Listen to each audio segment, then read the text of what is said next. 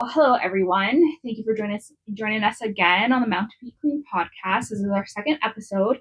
Super excited. I think we decided on the first Wednesday of every month. I wanted to introduce myself because I never did that last time.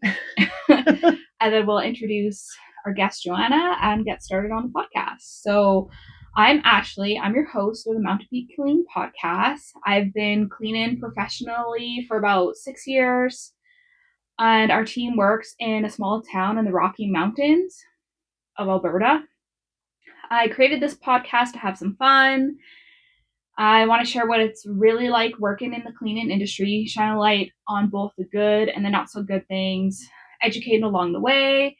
And most of all, this is a safe space for clients and cleaners to come together and share their stories. So welcome and thank you for listening. I hope you enjoy, and we'll get started on our podcast. Today we have a special person with us. It's Joanna. She's our second longest employee here. She's coming up on her anniversary within like a week or two. It's in October. Something that we'll celebrate. Something like that. Yeah. Thank you for being here. Thanks for having me. Yeah, I'm so excited. So before we jump into the Reddit stories, I've got some good ones here for you guys, but I want to get to know Joe. I want you to tell us a little bit about yourself, what you like to do outside of the world of cleaning, and also some of your favorite cleaning moments and your not so favorite cleaning moments, how you got in the industry. And it doesn't have to be just from this job, it can be from any job that you have, because you have a pretty big background in cleaning. Big background in a lot of things, I think. Yes, very diverse, and like all your skills have just been so amazing for this job and probably everything that you do in the future. That was the plan. build and build. Yeah, I come from a big city. I was living in Calgary previously, pretty much my whole life. Never thought I would leave it, but here we are. Just loved in a small town, Rocky Mountains. But I loved it till I hated it.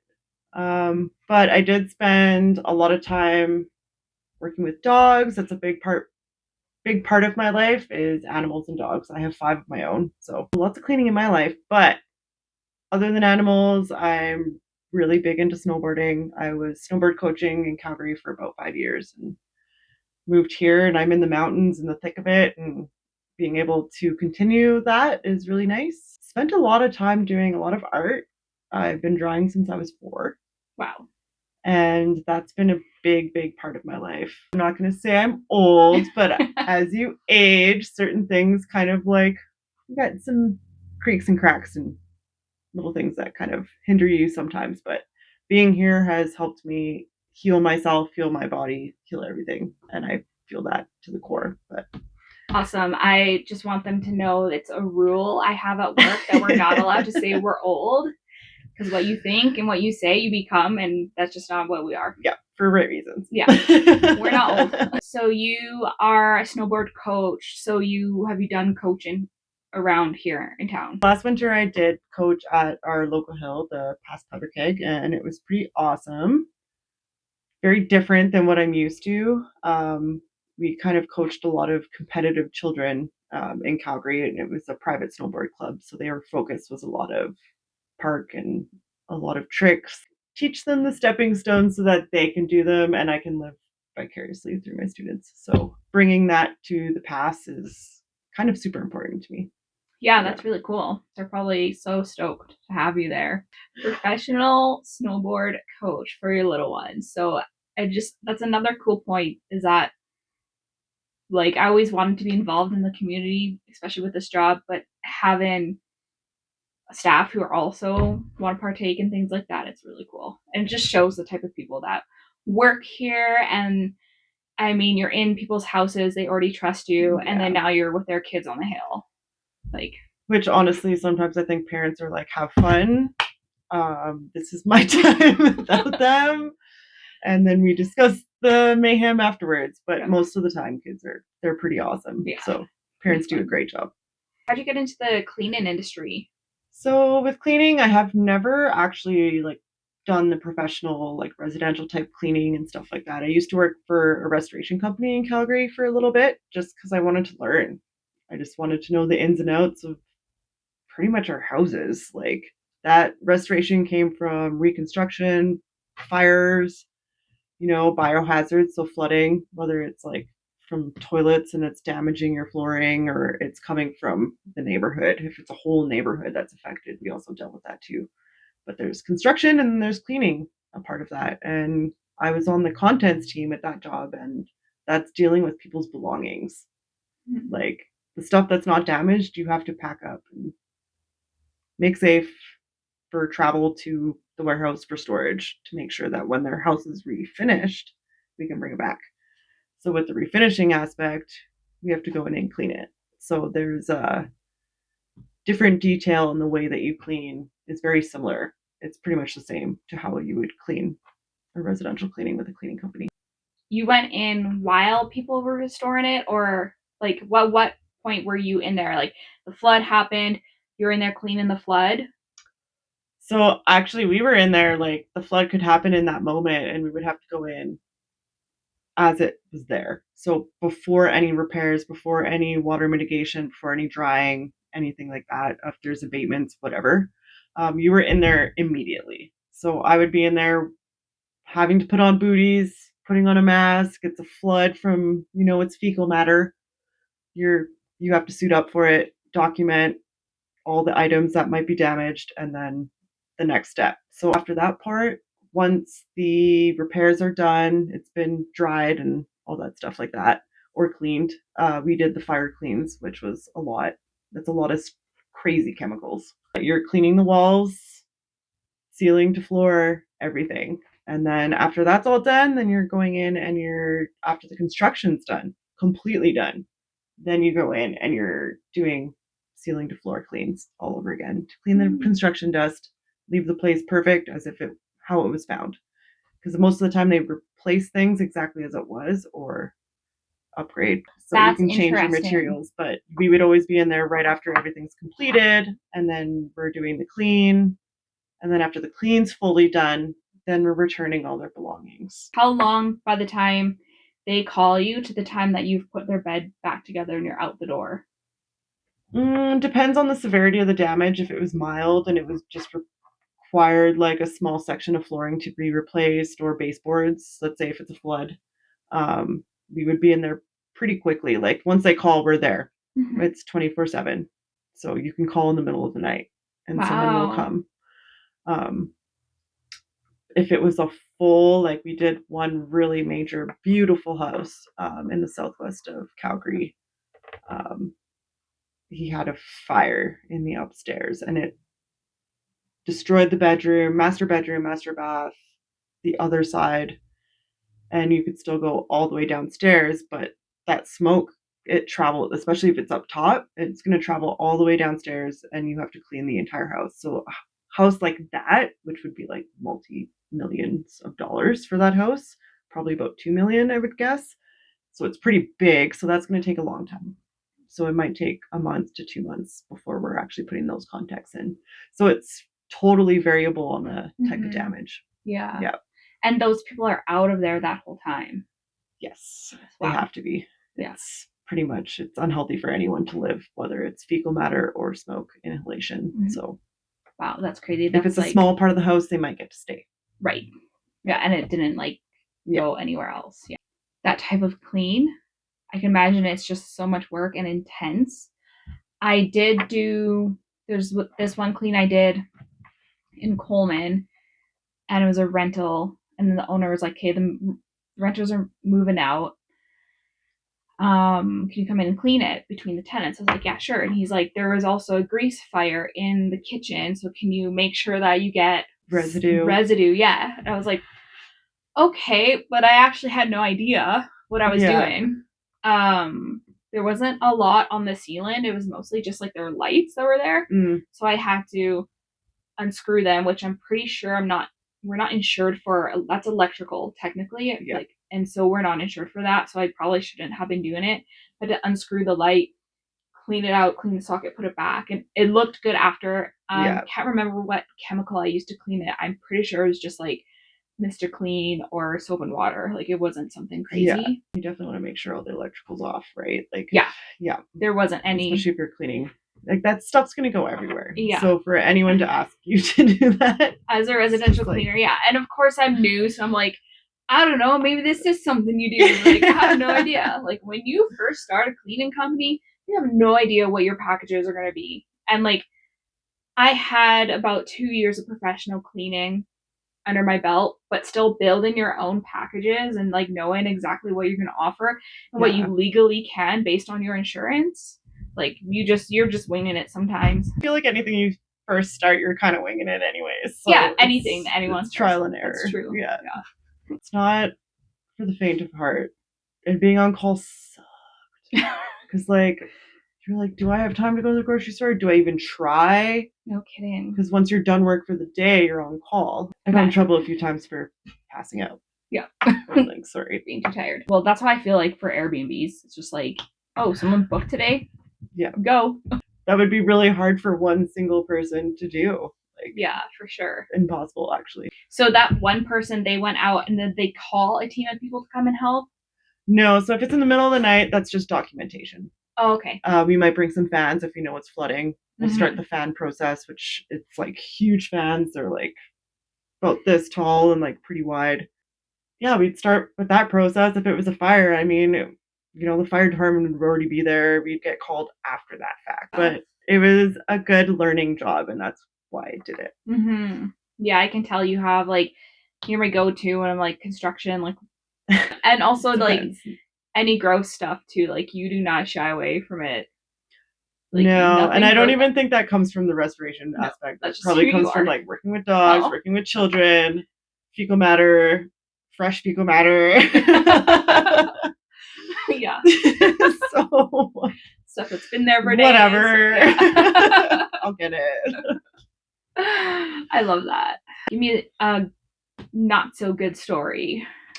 One of your not so favorite moments. This is one that kind of ties into like sanitary. And I was starting a new job at one of these pubs down in Kensington and Calgary. It was already an old building, so like there's that. Those things just come into play anyways, whether it's like plumbing or whatever, but you could tell nothing had been cleaned in a long time. They used to do big, huge platters, like massive platters of like chicken wings, ribs, French fries, onion rings, like anything you wanted on this giant platter. So a lot of the times, first of all, like they would be the size of this table. If anyone's just listening, it's like 3 feet. Yeah. Okay. Yeah. Maybe 2.5, but it's pretty big. Yeah. But staff would be taking from the platters before they bring them out to the guests. Before? Oh no. And I'm just like, they're like, yeah, nobody cares if you do this. And I'm just like a new person there getting trained. And I'm like, nobody cares because they don't know, honey. Like, oh, goodness. So that was kind of just one red flag for me with this place. And I quit, and literally it lasted like another month. Imagine and then they closed. So oh no. Imagine just like taking someone's chicken wing, like quick, like how do you quickly eat that? I don't know. Like it was goodness. just like, it was just too much. And I'm just like, this is nah. Like I wasn't raised this way. This doesn't even come from my many years in the industry. But yeah, it was nasty. Oh my gosh. Yeah, sanitation's huge in cleaning. So I can't even imagine like in restaurants it must be like, it's got to be like insane. It's your number one. Like, I mean, and cleaning is part of that. I'm all for like not throwing away food. Like, I don't know if I would even eat it if it came back. I don't know if I would eat it. I feel like no. Hell no. Yeah. I was trying to justify it and be like, well, at least they're not wasting it. 9 p.m. people's last whatever the heck they've left. Like, yeah. No. So not good on both levels. No. Gross. Yeah. What's one of your favorite moments? Oh, so before I left Calgary, I helped a friend out and was working at his vegan bar. I'm not vegan, but we had really good cocktails and really good dumplings. But the whole place hadn't been cleaned in a long time. So my buddy was just running the place and lost a lot of staff. And in between that, so I'm pretty sure it was like my first week, I like cleaned that whole place top to bottom, like dusted walls, dusted baseboards, toilets, bathrooms, did everything. And he's held that standard ever since. Wow. And he always, my friend still works with him, so she's like, yeah, Josh always wants to say, like, I wish Joe would come back and train all my people. Oh, I love that, Joe. Good because for I you. created that standard, and I'm like teaching people how to clean toilets. And I'm like, to do top down, right? Yeah. You don't know what people know. That's true. It doesn't matter if it's like common sense to you, but that was very like warming to me because I felt like I created that like warm space again for him, and the place was clean. I took care of it, and everyone was always. It's all a form of love. Yeah. At the end of the day. Yeah. And it probably just felt so good to like create that standard, and like it wasn't there. It's something that you're passionate about and you think it's important. So okay, so we're gonna get into some stories on Reddit. So yeah, I love Reddit too. My intentions with this is never to embarrass the people that are on here. But since I'm passionate about cleaning, I see a lot of posts on here that just I think the world needs to know about. Yeah. Like there's like unfairness both on the cleaning side and the client side. Airbnb is a whole nother story. I think I might have some on here for that. Yeah, it's a whole other kind of worms. Yeah. So we're going to have fun. We're going to give our opinions. They're not the end all and be all. I'm sure a week from now, an hour from now, my opinion about something's going to change. So, but I did want to say first that Joe was the person who decided that we needed this. She found this and she did the art on it. You can see how beautiful the writing is. You can tell she's an artist. So thank you for that. I'm not an aesthetic person, so when somebody else does the stuff, I was just like, okay, I got you, girl. I can clean it. Somebody else has to decorate it.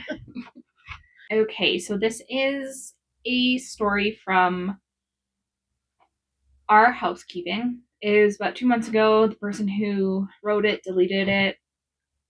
I'm going to read it. It's a vent, it's a rant, and then there's comments in it too. And then so I read the story. Sometimes we talk about it, and then we'll read some of the comments and talk about those too. Okay, so the title is I Work for an Awful Family. Dun, dun, dun.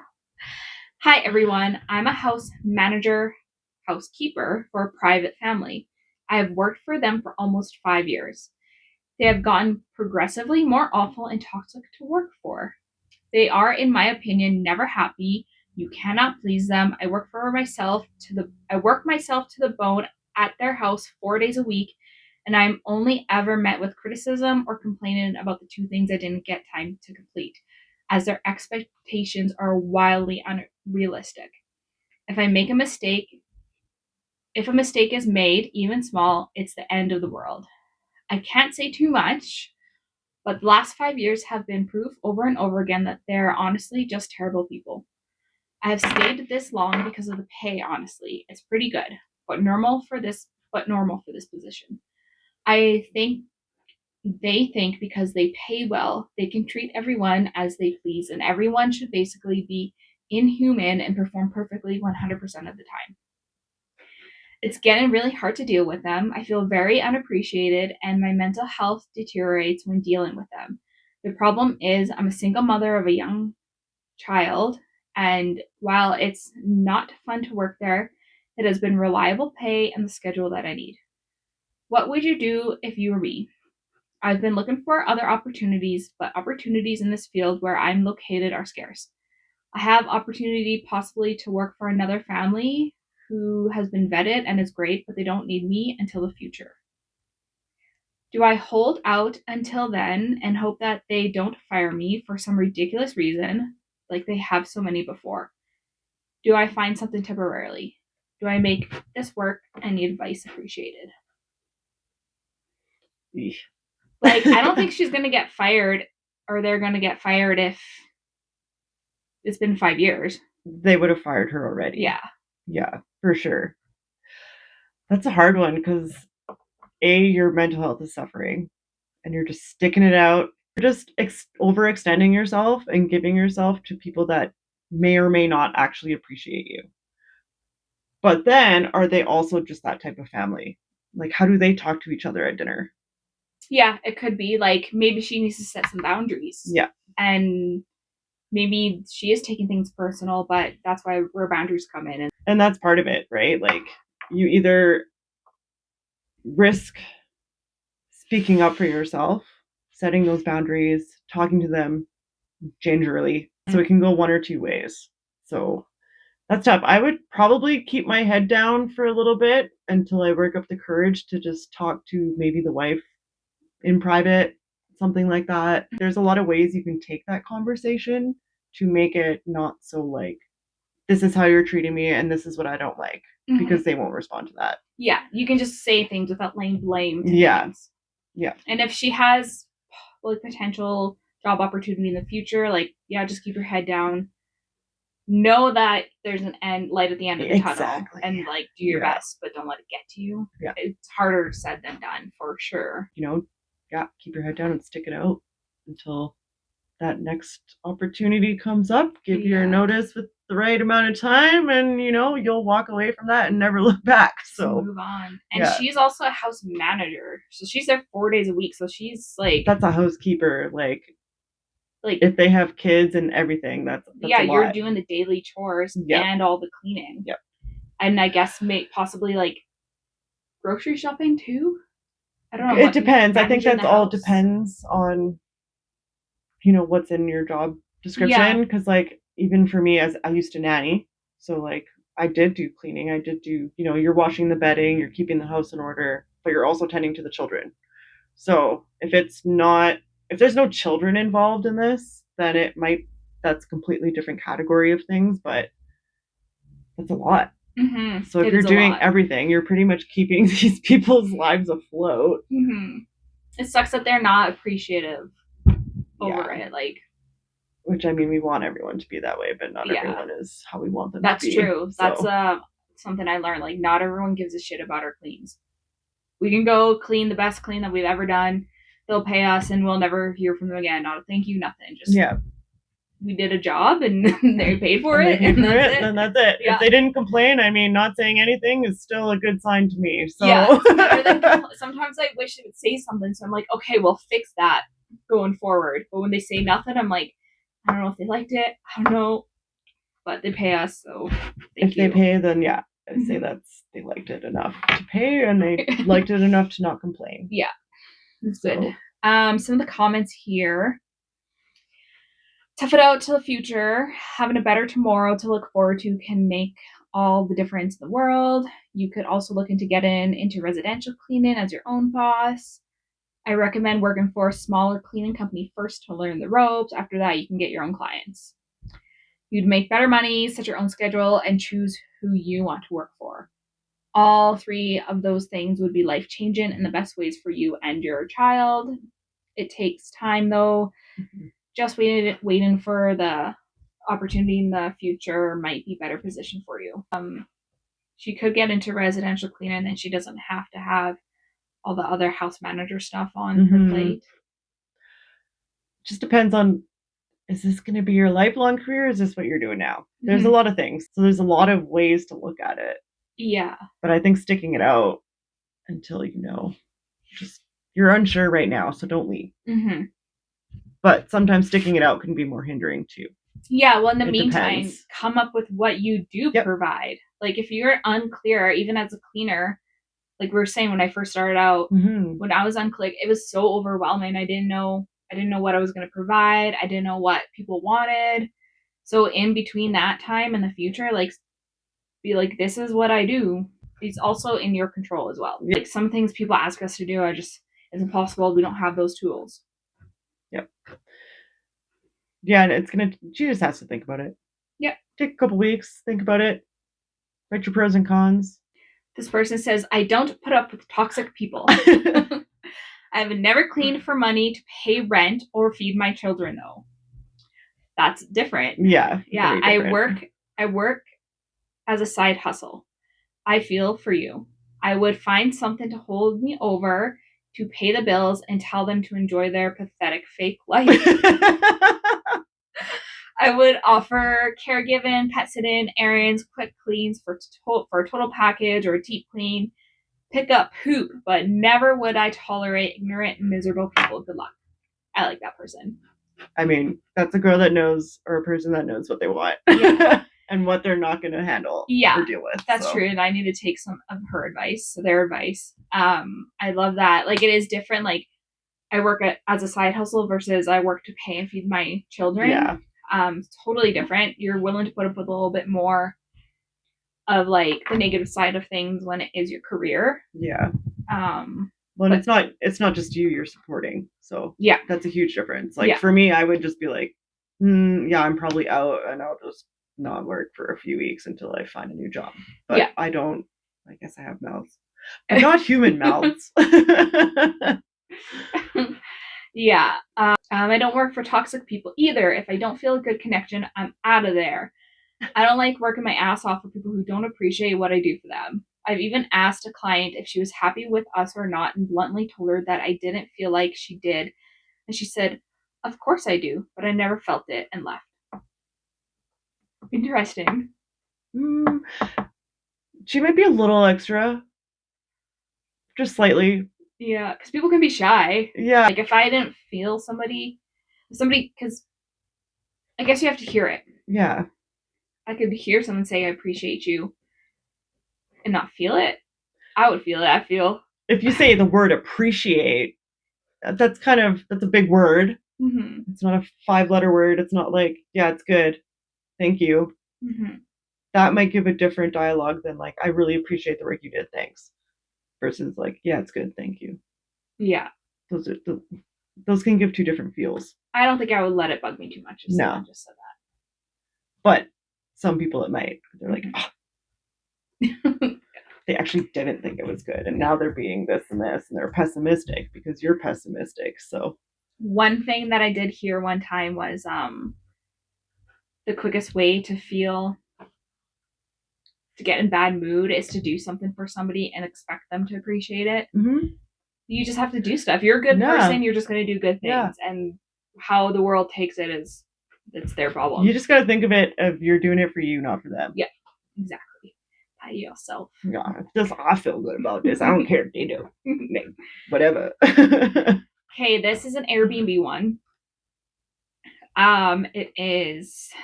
It comes with an update too, which I haven't done with yet. Yeah. So it's from Benny, Idaho on r/Airbnb_hosts. So this is a Reddit for Airbnb hosts to talk about an Airbnb host called Corn Cobs. Oh God. Where were they? I'm just kidding. So this morning I get a message from my guest at 4:39 a.m. Hi, I know it's super early, but we're up to go to blank. There is a red light flashing light and some sort of alarm sounding outside the front door. I don't know how long it's been going for, but it doesn't sound good.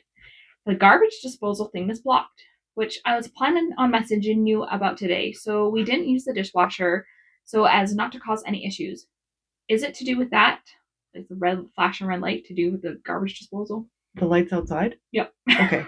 It was working fine, then just stopped. Please, could someone come and look at both these things today? We're heading to blank, so anyone is welcome to come and sort it out. Thanks. Many thanks. So they managed to get 3.5 corn cobs along with hot dogs, beans, eggs, and who knows what else down the garbage disposal before it jammed. They left the disposal on. The cob fiber jammed up our new septic tank and had to be pumped. Best case we're looking at is $700 recover, but if the extrication pump is burnt out, that is $5,000 repair. I couldn't imagine what world people live in where you put corn cobs down the disposal. So I asked ChatGPT. There is no scenario in which putting corn cobs down the garbage disposal is considered acceptable or normal anywhere. Not in residential kitchens, not in commercial kitchens, and certainly not in vacation rentals on septic systems. Bottom line, putting corn cobs down a disposal isn't just a mistake, it's an extraordinary misuse of basic kitchen equipment. Most people wouldn't even put them in the trash compactor, let alone something with fragile blades and water-based plumbing. I know it could be worse. My guide says, please refrain from using the garbage disposal and instead place food scraps in the garbage.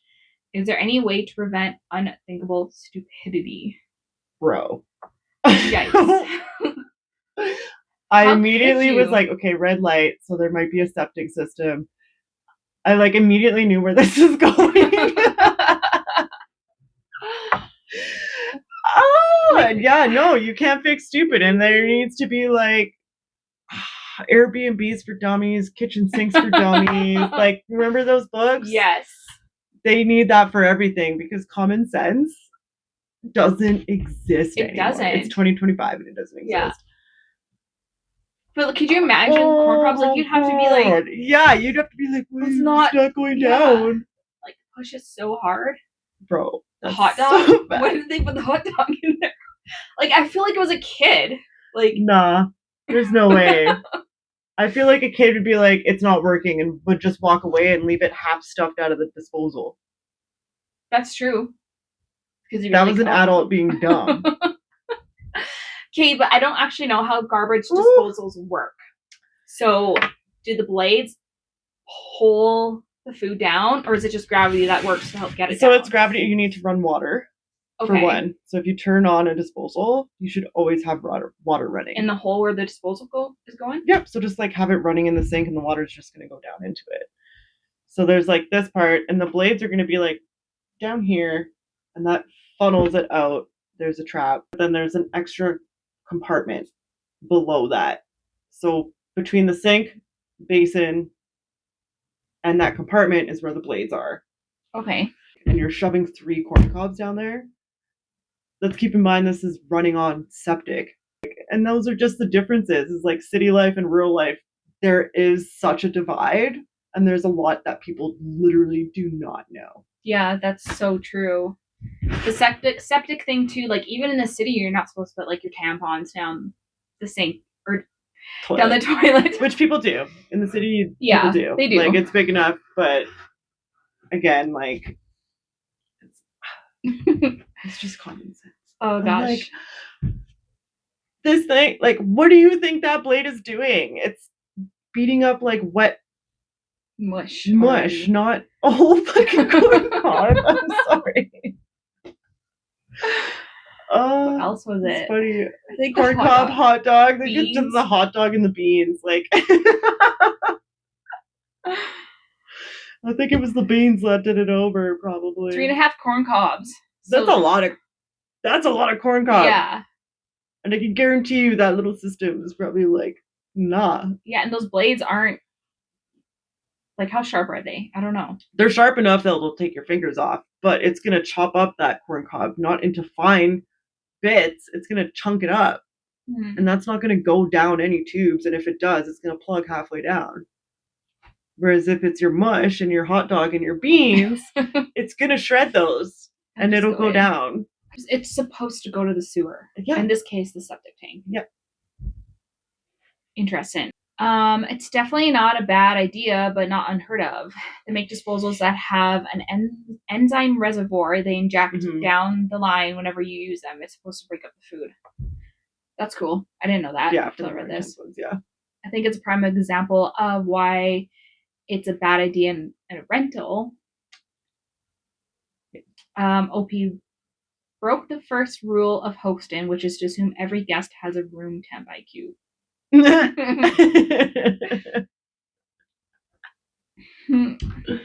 Yeah. Basically, anything you're adding to the septic system is something that will need to be consumed by the bacteria in there.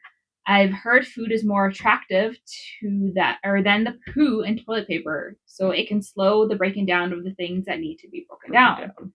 That's interesting too. Mm-hmm. Yeah, I would go for the food too. I'll go for that corn over that doo-doo. Yeah. I've heard the best thing for septic tank is a bidet. Basically, the less you put in there, the less often you'll have to have it maintenance or emptied. For what it's worth, we also have a garbage disposal in our main house and use it every few weeks to help clean out the sink. But we don't have one in our ADU. I don't know what that is.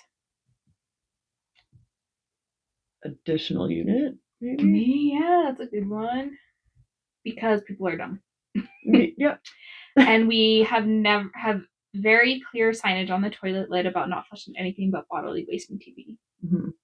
So I put a bidet in our bathroom. I think it had when you guys first started. Mm-hmm. I thought it would I'd never have to buy toilet paper again. I don't know if I just had a cheap one, but it didn't really do anything. I don't know if I don't know how to use them. I don't know. My friend had one too, and she always used it, but she still used toilet paper. I use so much toilet paper. Yeah, like it's the same still... amount.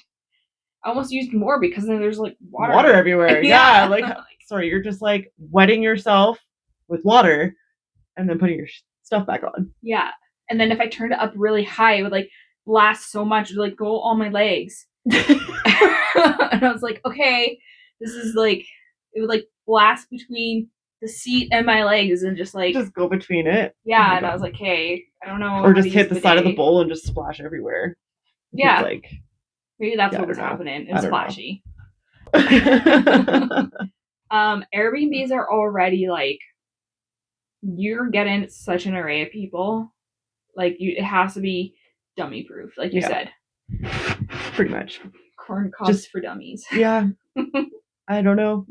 Take it out. The update says, thankfully, none of the equipment broke, so the only cost was $700 to clean, unstick the disposal, pump, septic, and clean the filters and ejection pump. I asked the guests to pay the full amount, but they only paid $350, stating that they don't owe the full amount because the kitchen was dirty. It wasn't, in brackets.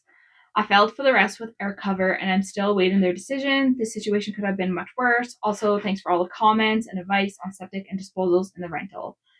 I've lived most of my life in homes with septic with disposals, or on septic with disposals, and never had a problem, but I have always used the disposal lightly. Mm-hmm. I'm changing my guide and checking messages to say, do not use the garbage disposal. I didn't realize folks from outside the US would err on the side of maximizing their misunderstanding of what this kitchen appliance is capable of. At this rate, I'm having about a major septic issue a year at around 80% occupancy. Last year, it was bacon grease and chia seeds. A deadly combination for the ejector pump, but back then I didn't have signs at all. Yeah, you're going to have like a list and have it right above the sink if you want anyone to see it. Like, that's the only way. Otherwise, like, you can't fix stupid, unfortunately. When I traveled to Argentina to volunteer, I was staying at this place, like our host family had other people staying there too, and there was this girl/woman, girls back then, woman now. Yeah. She was from Scotland, but she lived in Australia, and she was telling me that you have to shuck corn. She had no idea that corn came in husks and you had to shuck it. Oh my god. No idea, yeah. That was just wild. Yeah. They just don't have She's corn. Like, did you know? And like legit like educating me on it, and I was like, oh yeah, like there's cornfields everywhere. Of course I know. Yeah. And like I love shucking corn, honestly. So we call it shucking. You have to peel it. I don't know. She may have said peeled or taken apart. Yeah. I told her it's called shucking. That's funny. Oh my gosh. So yeah, I get like they just don't know. Yeah, if someone's never had a garbage disposal. Or corn. But I'm assuming if you've had hot dogs and beans, you've had corn. Why would so you say are that? These people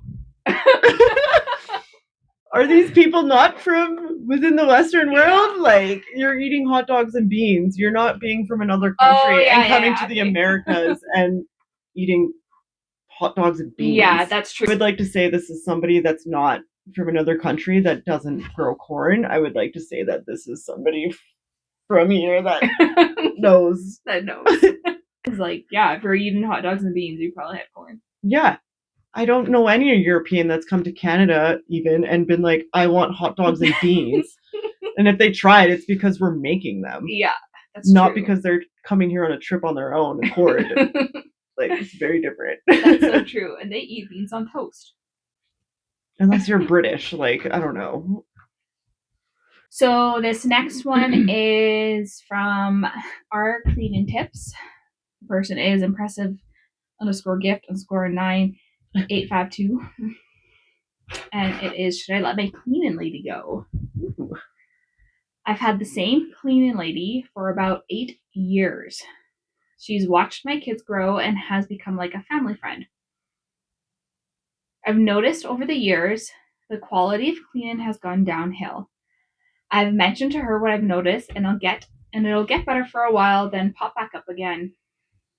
To me, all pretty normal stuff. My big complaint is that she talks on the phone the entire time she's here. She doesn't wear headphones, so she holds it up to her ear or sometimes speakerphone. I work from home, so this can be very distracting. I've been very clear, shutting my door, turning up the volume, and whatnot during my meeting, but she's not getting the hint. There's no way for me to tell her without offending her.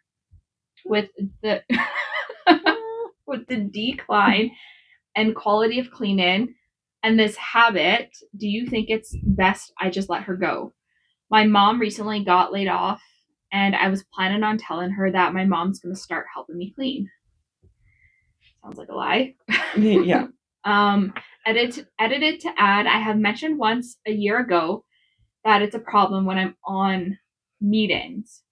She listened for a while, but now it's worse than ever. Yelling at family members, etc. She went through a major personal struggle, which is why I have not addressed it directly since.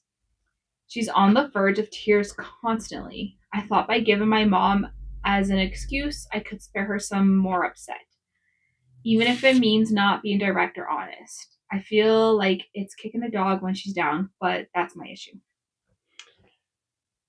Okay. I picked this one specifically because that one time when you were having like phone issues. You're having phone issues and like, oh my god, Joe, you're like on your phone, on your earpiece. Yeah, like I at least had a headphone on. Yeah, for like 2 cleans in a row, just talking away, and the whole time I'm like, dude, I gotta tell her, like, she can't be on her phone in here, but she's going through. I know what it's like. She's going like you're going through stuff. Shit too. You're just like struggling with your phone. It's like I gotta tell her not to be on her phone, and like, you're so cute, Joe. I was like, Joe, you can't be on your phone. And I'm like nervous to tell you. I told you, and then you're like, okay, I got it. And like, you went and dealt with it, and then you like come running up to me at the next house. You're like, I'm only gonna be like 20 more minutes, and then I'll come in. And my heart was just so thankful for you. I was like, how could I freaking even? Why did I even say anything? That was like, that's good because like this personal level might be different. I wasn't crying. I was more irate. Yes. So like that was just dealing with like fraudulent stuff. Whereas if this lady's crying, it might be like, you know, family, like, is she from there? So they come from other countries. Right. So they do deal with shit. Mm-hmm. But if you mentioned it to her like a year ago, you've also just let it slide again. If she was good for a bit because she said she was good for a bit and then it started up again. Mm-hmm. So you gotta say something again. Yeah, and it doesn't mean you have to be angry and mean about it. No. You just have to be like, hey, like, I've already mentioned it once. Like, do you mind, like, please, like, buy her a headphone. Yeah. Buy her a headset. How can I help you make this better? Especially that. Mm-hmm. Like, if she's slacking off, she's holding the phone, like, yeah, her cleans aren't gonna be perfect. I'm sorry. Yeah, like, there's no way. You're gonna miss stuff. And she's also distracted. Mm-hmm. But it's more distracting when you're like, how? Like, it's not gonna work. No, not at all. And she's been a cleaning lady for 8 years. 8 years, so you should be able to have that conversation. There's a lot of things that go on, and sometimes you can't just think of like, I don't want to kick the horse while it's down. But also, she might need the money, but maybe she also needs to go deal with what she's dealing with. Yeah, that's true too. Should have told her. I retold her. But after 8 years, if that's how you open up this discussion and telling everyone that she's watched her kids grow up, yeah, she's become like a family friend. It's, hey, how do I help you through this? Yeah. At this point, what do you need? Yeah. Like maybe you have to pay her for like a month's clean and let her go. Their ability to support themselves. They have other cleans too, I would imagine. Mhm. They're not just cleaning your house. Yeah. You're just, I mean, maybe you are, she is, I don't know. I assume that house is the house where she probably feels most safe at to be on the phone, dealing with her family matters. Because she's let that just, it's like going to your friend's house and cleaning. Yeah. Basically. Mm-hmm. But you still have to have that boundary because they're still there to do a job for you. Yeah. There's still money exchange. So just open up the discussion and have that discussion with them. But in a way of like, what can we do to make things better? It's not like you're missing, same as the other one, like you're missing this and you're not doing this. That's not what it's about. Realistically, at the end of the day, based on this lady's emotions towards her cleaner. But you also can't just like be like, hey, we need to let you go. My mom's going to come help me clean. This woman's helped you for 8 years. Yeah. It needs to be a little bit more than that. Yeah, I think so too. I don't know. There's probably people out there who are just like, fuck no, you don't owe anybody anything. And as cleaners, I mean, nobody ever really. Yeah, so I think one of the comments that we liked was, I think firing someone because you're too scared to confront them and voice your need is cowardly, but is also aggressive. And this is a person who just had major loss and is constantly on the verge of tears. After 8 years of employment, it seems a lot of resentment has built up for OP because they haven't clearly communicated. And those amplified feelings make OP's actions like shutting the door and turning the volume up feel more pointed and like direct communication in OP's mind. When those passive aggressive signals aren't picked up on by the cleaner, OP becomes even more resentful and bitter. That's like exactly what passive aggression is. Yeah. To OP, if you fire her without a conversation after 8 years while you know she is going through a hard time, don't try to kid yourself about sparing her feelings. You are just afraid of confrontation. Yeah. 100%. And like, I get being afraid of confrontation too, but after 8 years, I don't think I would be. No, you shouldn't. You should be comfortable enough with this person.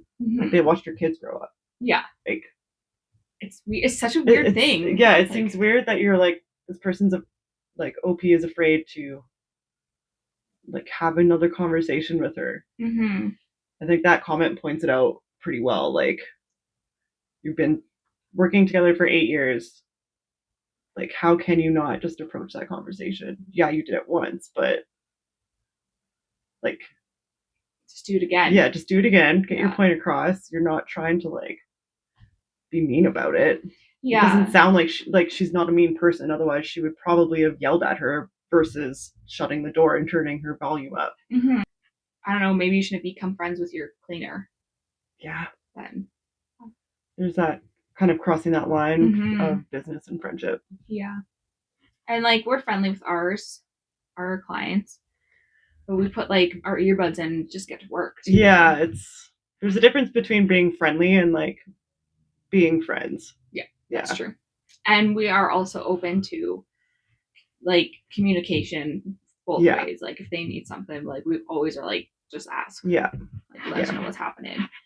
Another person said she told her to stop. She stopped for a while. The cleaner is an adult who knows better. To be honest, it's crazy that she would even use a phone while cleaning. That distracts and takes up a hand. I think that's so weird too. Yeah, that seems. I know a lot of people that do that though. Yeah, they'll just be like that. Yeah. People used to say like, why do dads do that? And I'm like, just does that make me a dad because I hold my phone like that? Like, what do you mean? I always feel like moms did it. I know. Because they're the ones who have to like change diapers and they're doing all this stuff. Yeah. And it was easier when phone. It was easier when you had the like actual handheld phone. Oh yeah. Versus like this flat thing that that's true. So much easier. Yeah. They probably like came out in the media and they're like, oh my god, these phones are like people are growing horns out of the side of their neck. Like, what are they gonna do There's to a us? rise of chiropractic work. Everyone's just stuck like this. Yeah. Lopsided. Oh my gosh. And this person, they're funny. They're on the client side. I'm a little confused why everyone is on OP about not being more direct about the phone calls. The housekeeper is being really unprofessional by having loud personal conversations every time.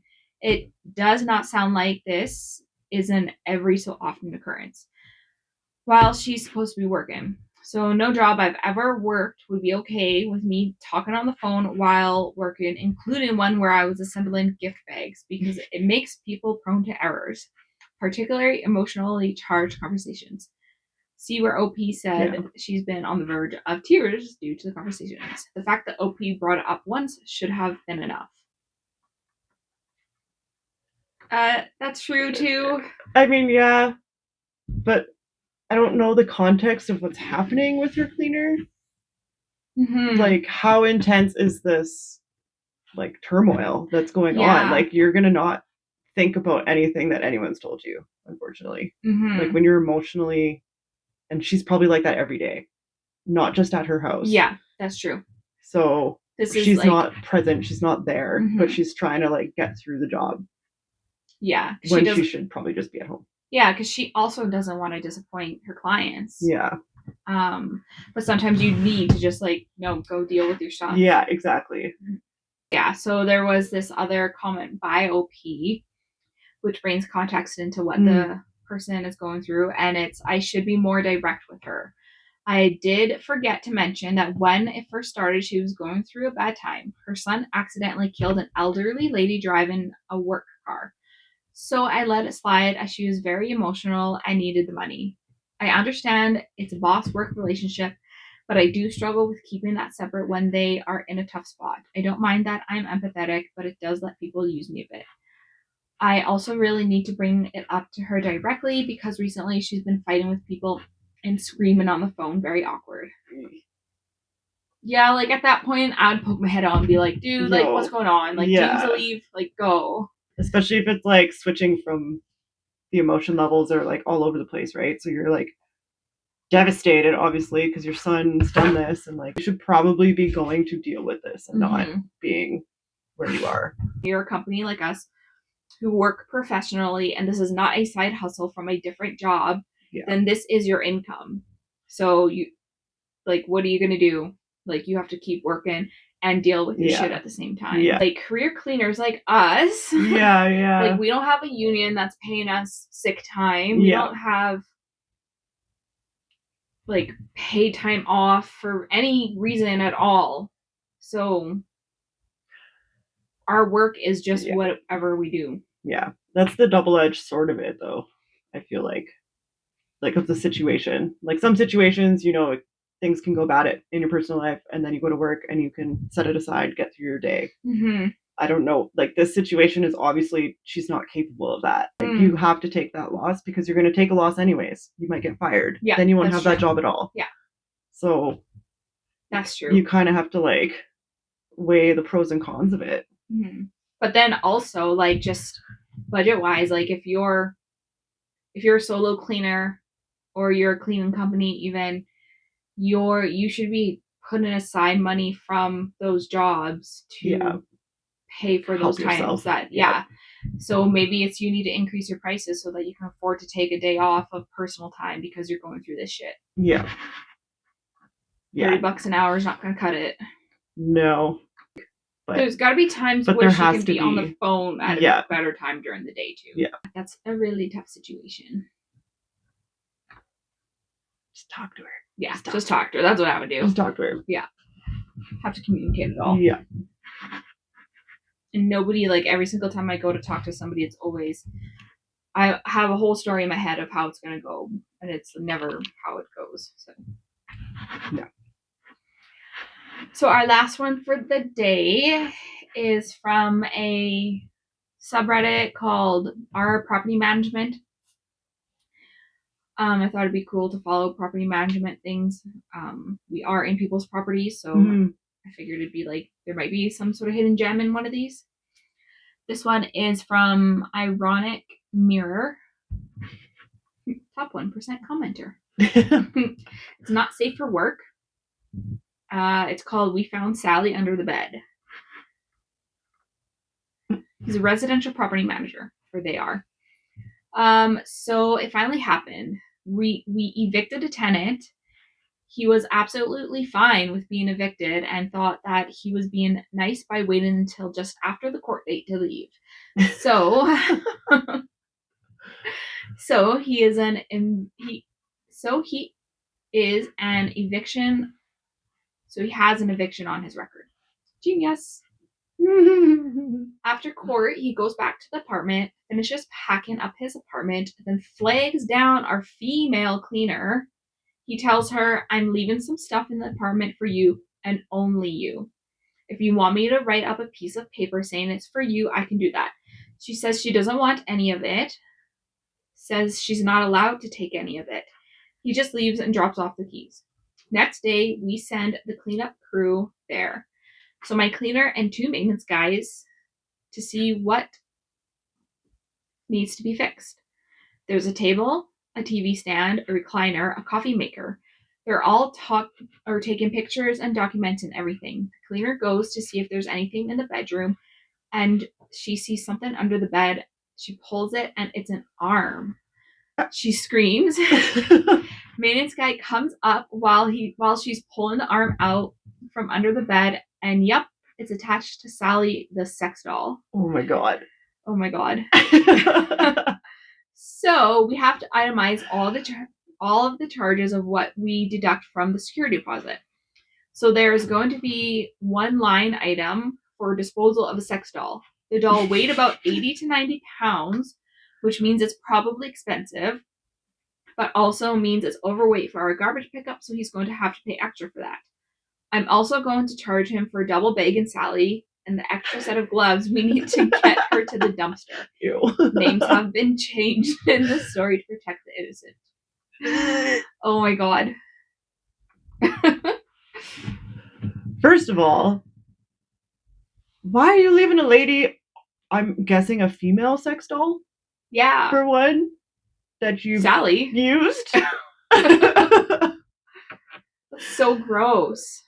The extra bags and the extra gloves. You would have 2 people carry it. Well, what do you do? Like, firemen carry it out? Yeah, just like throw the body over your shoulder. Yeah. So gross. You have to bag it up. Those things are expensive, though, to just be like leaving that. To leave it, yeah.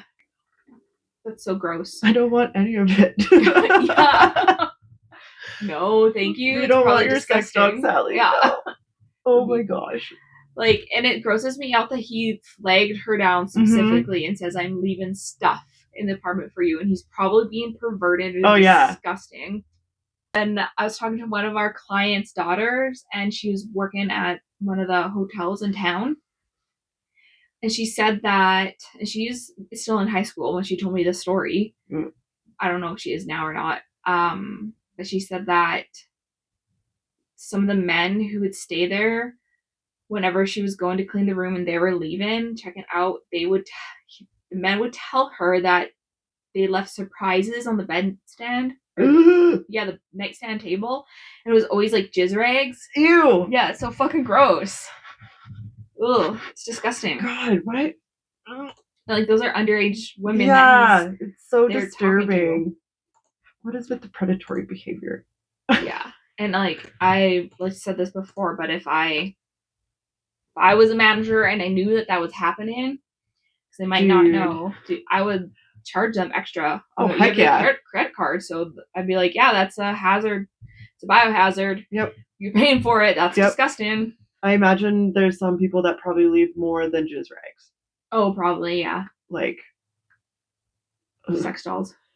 So always stuff like that always reminds me of the movie Blue Crush, because they were maids. Yeah. Wait, tell me that story again, because I don't remember. So like the football team, U.S. football team goes over.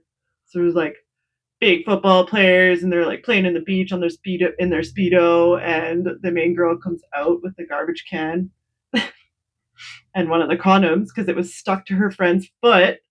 Ew. When they went to clean the room, and she was just done with it. So same kind of scenario. I'd be like, so step 1, put the condom in a Kleenex, crumple it up. Step 2, puts it in the garbage and then walks away and just embarrasses his mom on the beach. Yeah, good. So gross. Gross. I hate people like that. So you get to still be a child. Okay. 80, 90 pounds is like, that's huge. Mm-hmm. They're like made out of like crazy silicone and like TPU type stuff. And like, are they like paint? Like the faces are painted then? Yeah, there's like levels to it. There's like ones that literally look like a real life person, and then there's ones that are like you can tell it's not a person. You don't need it from here up. Yeah. Yeah. Can I just get a waist and some legs? Yeah. How much would it cost if it didn't get any limbs? Probably still like $500. Yeah, I mean this one had arms. Yeah, if they're like full bodied, like really really expensive ones, like $1,500 to like $3,000. That's crazy. It was like, why would you leave that? I did read up though that apparently they only last for a year or two. That's and I'm it. Like, yeah. Maybe it is less expensive than having a girlfriend though. I don't know. In 2 years though? How much do you spend on a girlfriend? I don't know. I'm a cheap date, so that seems like a lot. But to like do that like every 2 years or every year even, I don't know. Yeah, it depends how rough you are with your doll. But I'd be questioning this guy's behavior with Sally. Poor Sally. Poor Sally the sex doll. Her fate was just a dumpster. Yeah, she's probably happier there. This one commenter said, I helped a friend move into a new apartment once, and the landlord missed a cock ring that was around the bedroom doorknob. Ooh. Okay. No. Like you have to stretch it over the doorknob. Yeah, you do. It's like weird. And you know what I was thinking? You know when you like put an elastic band around your finger, yeah, and it cuts off the circulation? Yeah. How come that doesn't happen? I feel like it kind of does, because I feel like that's the point of the cock ring, is to like put all the blood to be a little purple into the part to make it like erect. And I believe it's supposed to. So I've been to a full Monty night, and this is also why I'm like, was it? So full Monty night is like male strippers essentially, but it's out, and they're wearing cock rings to make their penises like stay erect. And I can't remember if it went behind the balls or not as well. Whoa. I feel like that would and hurt. I feel like there is sizes to them as well too, because I mean this dude was like massive black guy dressed like the Matrix, like the guy from the Matrix with like long black cloak. So they do like, it would be like that, but I don't know. I couldn't tell if it was purple, because I mean, yeah, that's true. Dude was not a white person, so that's probably why they're not generally white people that actually do that. Yeah, it looks. They're just like probably a different color than the rest of their body, unless they spray tan. Yeah, but no one spray tans naked. Spray tan? Some people do spray tan naked. There's like people that go to people's houses to do it too. It's crazy. I think you're like, dude, like you're spray tan naked. You have to like, okay, hold it, like underneath it. Like, I don't think they spray any of that part, but like they'll do the butt and stuff. So they'll just be like, they're probably wearing something. A sock. Oh gosh. Yeah. People do weird stuff, man. People are weird, man. Strange people. It makes for interesting world though. Yeah, it'd be quite boring if people weren't just shenaniganing all around. Yeah, if we're all the same. Oh, that reminds me of a really funny story too. What is it? Sorry to my roommate, but old roommate. She so I went upstairs one day and like walked around the corner going to the kitchen. Her bedroom's up here at the top of the stairs and the kitchen's just kind of around the corner. And I'm just like walking upstairs and then like right in the middle of the floor is just this big purple dildo in the middle of the floor. And keep in mind, my dad also kind of part-time lived with us too. Dad, is this yours? Oh my gosh, she was so happy he was not home that day. But essentially, Kenai, my dog, had stolen it out of her room from under her one of her pillows or whatever and brought it out into the living room. And I just like called her and was like, hey. She's like, what's up? And I was like, wanna come here? Just walks out and finds it. She's like, oh my god, I'm so embarrassed. And I was like, she's like, thank god your dad wasn't home. And I'm like, yeah, bro. Were there bite marks in it? You could tell that like there was like a couple spots on the bottom, but it's like silicone, so it kind of bounces back, right? So it was one of like a silicone. What do you mean? I don't know. I feel like it had more flop to it, and it wasn't one of those like firm, weird, roundy ones. I don't know. It was actual dick shaped. It was? But it was purple? But it was a cute color. Oh, yeah. It's cute. But yeah, never on purpose. Don't leave those things around on purpose. Yeah. Don't do that. Wash them. Put them away. Yeah. Oh my gosh. Holy smokes. Okay, well, that's it for our stories today. Those are some good ones. Yeah, they're really good and hopefully a little fun, a little educational. Learned a lot of facts. Yeah. Actually, no, I already knew those facts, which is why do I know those facts? I don't have a real life sex doll. I always just think of those the inflatable ones, always. They're so funny.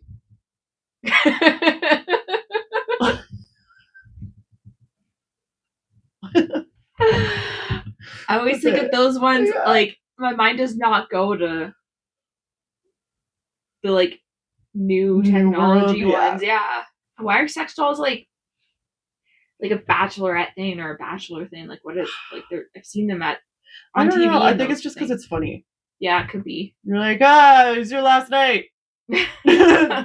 For not having the real thing that you're going to have tomorrow. Weird. I don't know. Okay, so we'll wrap it up there then. Thank you, Joe. Thanks for having me.